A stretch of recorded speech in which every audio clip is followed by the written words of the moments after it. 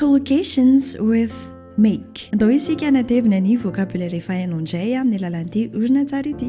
Ny collocation zany aloha dia fitambarana teny vitsivitsy izay matetika miaraka foana. Avy hatrany arany ny collocation izay anarantsika voalohany miaraka make dia ny make a decision.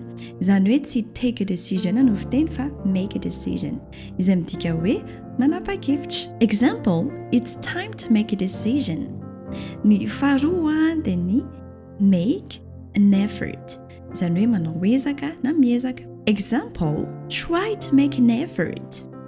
Ny fahatelo dia ny make a choice. Izany hoe misafidy. Ohatra, you need to make your choice between this or that. Ary ny fahaefatra farany dia ny make a mistake. Izay midika hoe manao fahadisoana na mandiso. Example, everyone makes a mistake. That's how we learn.